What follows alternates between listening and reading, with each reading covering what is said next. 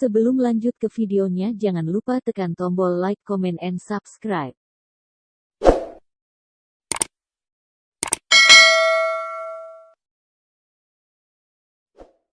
Terima kasih telah menekan tombol subscribe channel ini dan semoga terhibur dengan channel ini. Assalamualaikum warahmatullahi wabarakatuh. Ilmu Allah itu sangatlah luas, dan sebagai hamba Allah, marilah kita berusaha untuk menuntut ilmu. Walaupun ilmu itu kita yakini bahwa sudah ada di dalam Al-Quranul Karim. Tapi dalam penetapan Al-Quranul Karim ada dua kategori maknanya. Ada yang bersifat muhkamat dan ada yang bersifat mutasyabihat. Yang muhkamat itu adalah ayat-ayat yang maknanya dapat dimengerti, dipahami, dan dapat dibuktikan di alam dunia dan dipraktikkan. Sementara yang bersifat mutasyabihat adalah ayat-ayat yang masih samar-samar, yang belum jelas, dan hanya orang-orang beriman sajalah yang paham dan mengakui akan adanya ayat-ayat mutasyabihat itu, yaitu golongan orang-orang berakal. Untuk itu, pada kajian ini saya kaitkan dengan rahasia mengenal diri, dan saya awali dengan ibadah. Sejarah daripada ibadah adalah proses perulangan yang pernah terjadi ketika kita dalam proses dari alam sulbi atau alam gaib ke alam dunia, yang mana kita telah melewati jalan-jalan itu, seperti halnya sebuah perjalanan napak tilas, perjalanan yang kita pernah lalui, tapi kita semua sudah melupakannya. Dan ibadah itu mengharapkan akan mendapatkan pahala, dan dosa-dosa yang kita perbuat itu dapat dihapus oleh Allah Subhanahu wa Ta'ala. Ibadah ini sendiri ada ketika fitrah Allah menitipkan di dalam diri kita, yang mana pada kajian yang lalu ada ayat yang mengatakan bahwa hadapkanlah wajahmu dengan lurus kepada agama Allah dan tetaplah pada fitrahnya yang menciptakan manusia menurut fitrah itu. Tidak ada perubahan dalam fitrah Allah, itulah agama yang lurus, namun kebanyakan manusia belum mengetahuinya. Dan fitrah itu ditetapkan dalam sebuah sunnah Rasul, dan kita semua mengetahui apa itu sunnah Rasul yang dimaksud. Dalam hal ini berkaitan dengan sebuah perkawinan, dan perkawinan itu harus diawali dengan pernikahan. Barang siapa yang tidak melaksanakan pernikahan yang dapat diwajibkan untuk kita melaksanakan sebuah ibadah dalam rumah tangga, tentunya akan putus hubungan kita dengan Allah Subhanahu wa Ta'ala. Karena hasil dari proses itu akan menghadirkan amanat-amanat yang dititipkan di dalam diri kita. Salah satu diantaranya adalah 20 sifat-sifat Allah atau 13 sifat-sifat Allah. Dan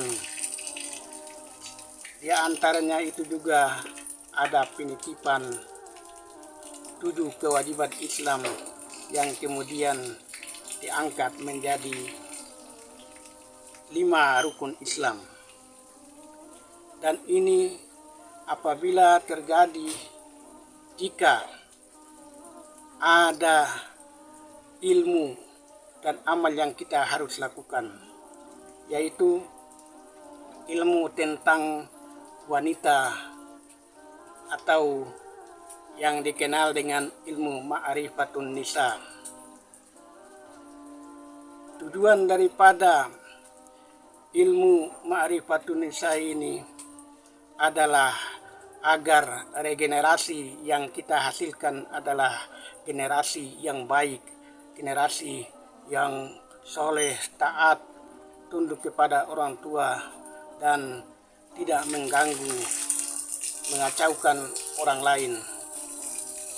Ingat, ketika Nabiullah Musa alaihissalam menuntut ilmu pada Nabi Khidir, ketika keduanya bertemu di sebuah tepi lautan, dan lautan itu dulunya adalah dua lautan yang tidak saling melampaui.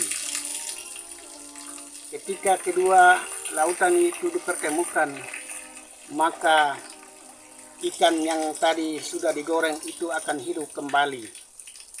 Itu menandakan bahwa ada persamaan sejarah. Dan sejarah ibadah itu berasal dari apa yang pernah terjadi di dalam rumah tangga yang merupakan kewajiban kita sebagai suami istri untuk melakukan dan disahkan oleh Allah Subhanahu wa Ta'ala lewat sebuah profesi akad nikah.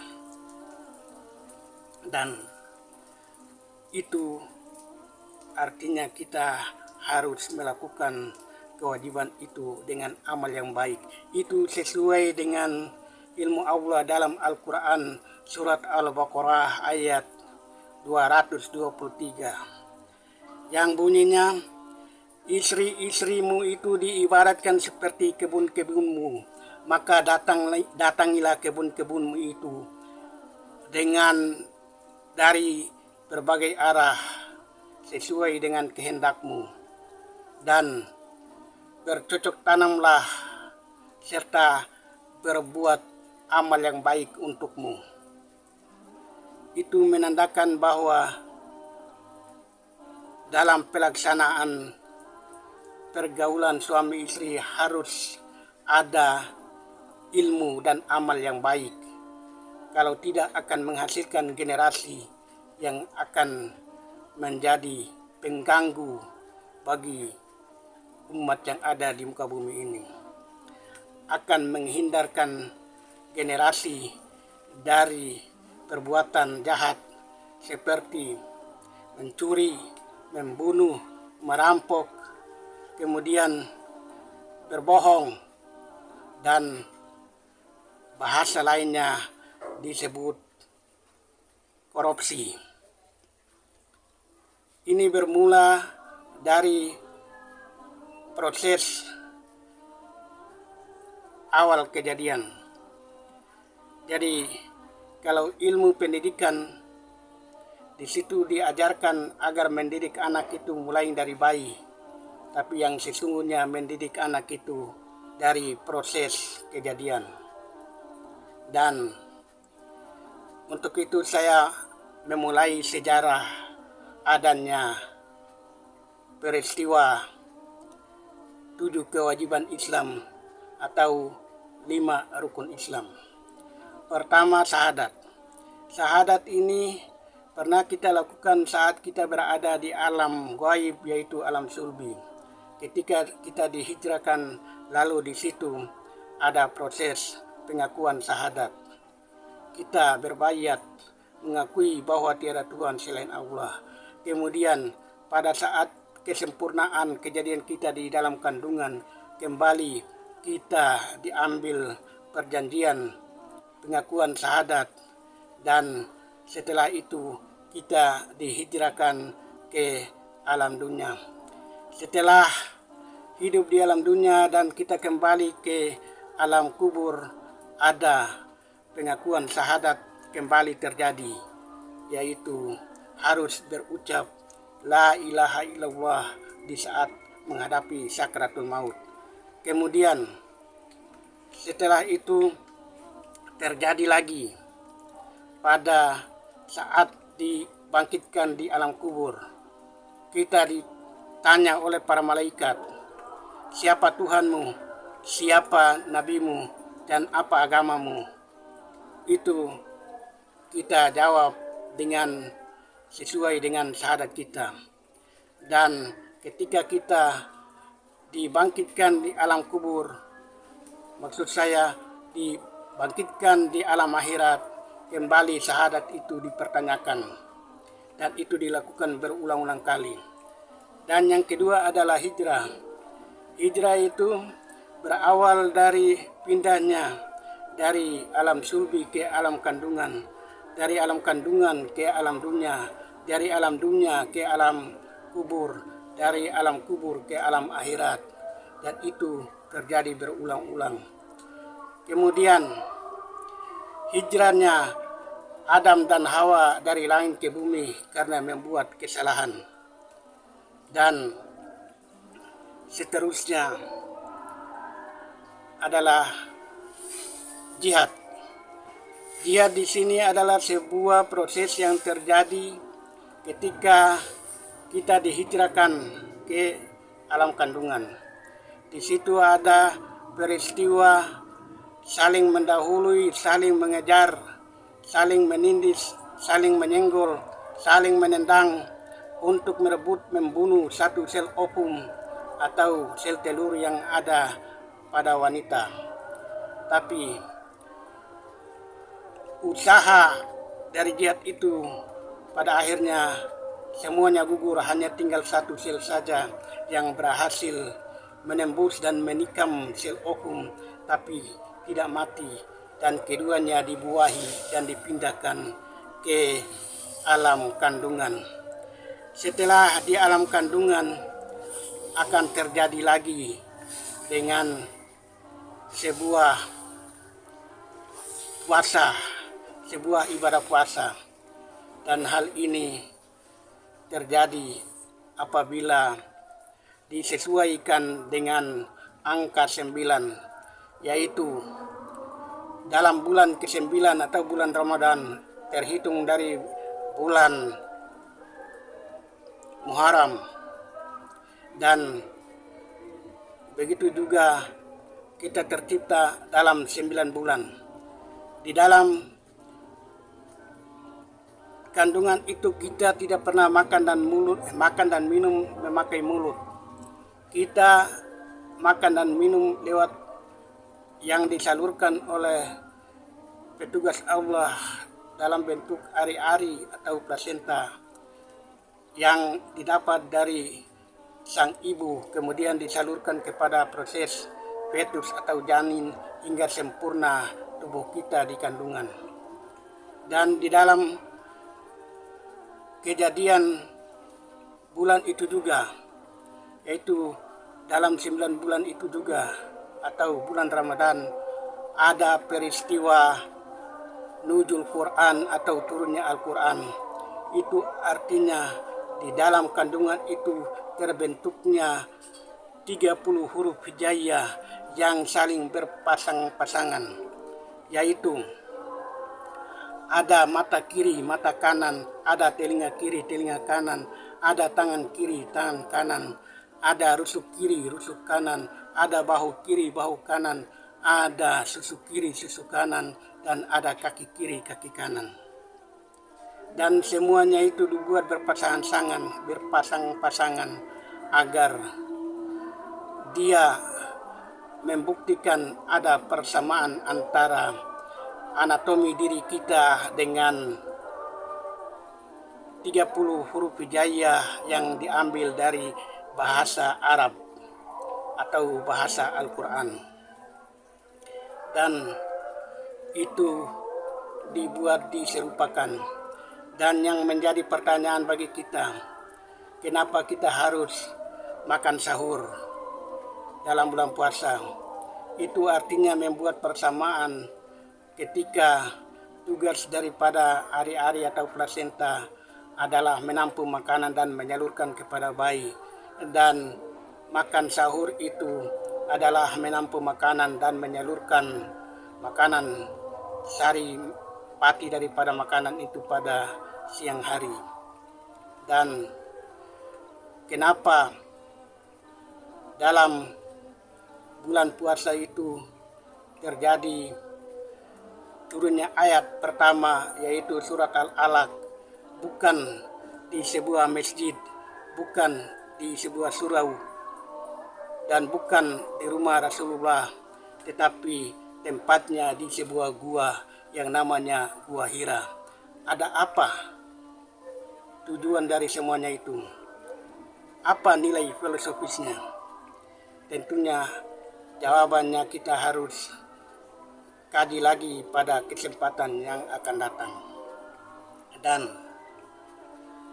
yang menjadi pertanyaan pula bagi kita, kenapa ibadah jihad tidak ditetapkan dalam rukun Islam? Karena ditakutkan ada yang salah paham, ada yang salah memaknai, ada yang salah merealisasikan. Memang betul jihad itu adalah tugas daripada Rasulullah, karena dia mengangkat dan mengabadikan proses yang sudah pernah terjadi dalam kejadian kita. Dan bagi kita yang hidup sekarang ini akan menemui peristiwa-peristiwa itu yang mana kita telah ketahui dalam berita-berita dari waktu ke waktu. Ada proses jihad di mana ada kekacauan, ada pertempuran, ada peperangan yang terjadi di belahan berbagai negara dan di tempat-tempat yang ditetapkan Allah Subhanahu wa Ta'ala. Itu adalah membuktikan bahwa jihad itu selalu ada. Dan saatnya kita alami sekarang ini adalah peristiwa yang terjadi di Palestina, di mana di situ ada proses jihad. Dan tugas kita yang hidup di negeri yang damai ini adalah membantu meringankan beban yang mereka derita. Luangkan dan berilah kelebihan yang kita miliki untuk mereka. Dan bagi jihad itu sendiri yang kita jalankan sekarang ini adalah sebuah proses menentang maut, yaitu merubah nasib, merubah hidup dari dasar kemiskinan, dari kemeralatan, dari kemiskinan, dari kesengsaraan. Berusaha kita mengangkat sejajar dengan garis kemiskinan, bahkan lebih daripada itu, agar kita sesuai dengan proses hijrah dari sengsara ke kesenangan. Itu semuanya itu saling kait mengait. Semua ilmu ibadah itu kait mengait satu sama yang lain. Dan tentunya di situ juga ada proses sembahyang. Sembahyang itu diawali dari Rasulullah Muhammad SAW melaksanakan Isra wal Mi'raj. Tujuannya untuk mendapatkan tanggung jawab untuk melaksanakan sholat 5 waktu yang dikerjakan dalam sehari semalam. Dan pada akhirnya Allah dan Muhammad menetapkan waktu itu yang awalnya dari sekian banyak, akhirnya tinggal 5 waktu. Dan itu merupakan kewajiban bagi kita dan yang menjadi pertanyaan bagi kita. Sholat 5 waktu itu didapat setelah terjadinya peristiwa Isra wal Mi'raj. Mengapa Masjidil Haram sudah ada? Mengapa Masjidil Aqsa sudah ada? Apa tujuan daripada Masjidil Haram dan Masjidil Aqsa itu?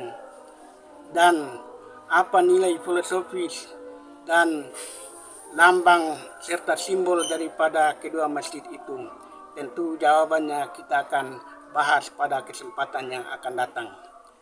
Dan salat itu juga merupakan sebuah perbuatan untuk menyusahkan diri. Karena ketika kita melaksanakan takbiratul ihram, tentunya harus menggerakkan badan, naik turun dari ruku, i'tidal, sujud, sampai pada salam kanan dan salam kiri. Itu dilakukan dengan cara menggerakkan badan naik turun. Dan kembali pada pembahasan zakat. Zakat ini adalah sebuah perbuatan yang didorong oleh nafsu, yang mana nafsu mendorong keinginan kita untuk merebut jabatan, kedudukan, harta, dan apa yang lebih tinggi daripada orang lain. Dan ketika kita sudah mencapainya, tentunya kita diwajibkan untuk mengambil sebagian dari harta yang kita dapat itu untuk dibagikan kepada orang yang membutuhkan, agar disesuaikan dengan makna dari nafsu atau beban yang pernah kita dapatkan dalam sudah usia dewasa itu. Perlu kita harus salurkan lewat sebuah ibadah perkawinan, dan harus diserupakan dengan zakat yang ada di muka bumi ini sebagai syariat. Ingat, tanpa dengan zakat maka semua ini tidak akan terproses, tidak akan jadi. Sehingga inti daripada sebuah ibadah adalah zakat, infak, dan sedekah.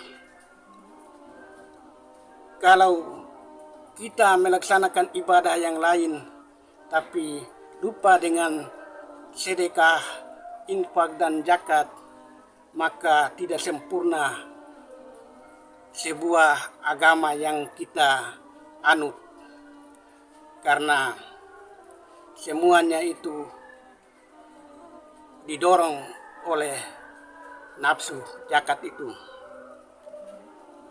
Olehnya itu, dalam ayat Al-Quran surat Al-Maun ayat 1-7, dia menekankan itu, yaitu, tahukah kamu orang yang mendustakan agama?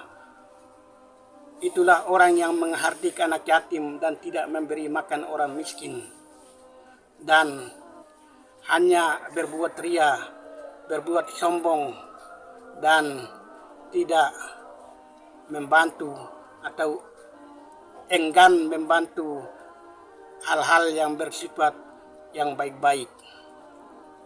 Dan itu dapat memaknai apa itu sembahyang. Sembahyang artinya menyembah, memberikan sesuatu kepada orang yang butuh. Tapi dalam pelaksanaan sholat yang kita hadapi adalah Allah. Dan setelah kita kembali ke rumah, yang kita hadapi adalah pembawa sifat-sifat Allah. Dan sifat-sifat Allah itu dititipkan pada diri manusia dan manusia yang jumlahnya miliaran di muka bumi ini membawa titipan itu. Dan kita yang mempunyai kelebihan harus menyalurkan kepada yang kekurangan, yang membutuhkan. Dengan demikian, benarlah yang dikatakan dalam surat Al-Maun itu, bahwa inti daripada ibadah adalah zakat, infak, dan sedekah. Sehingga dalam ayat yang lain juga ilmu Allah mengatakan, dirikanlah salat dan tunaikan zakat. Kedua-duanya tidak boleh dipisahkan. Kalau melaksanakan salat harus kembali melaksanakan zakat, infak, dan sedekah. Dan itu menandakan bahwa kita benar-benar mengikuti apa yang sesuai dalam sejarah. Kemudian pada ibadah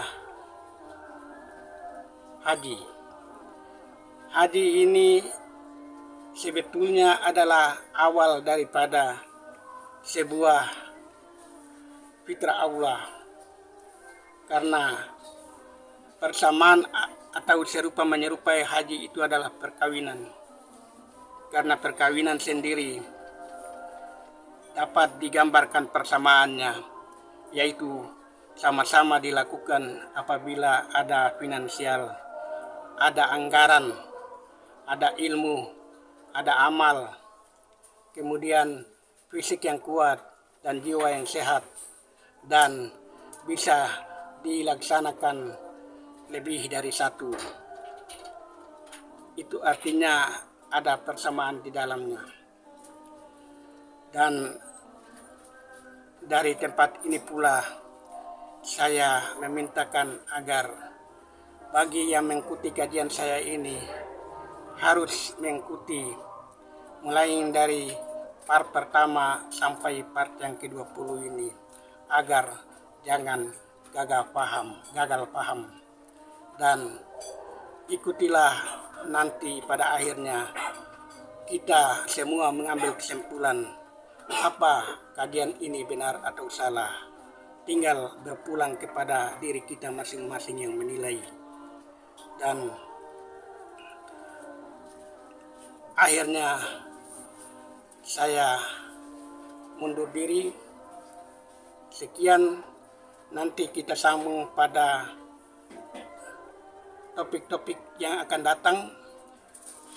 Wassalamualaikum warahmatullahi wabarakatuh.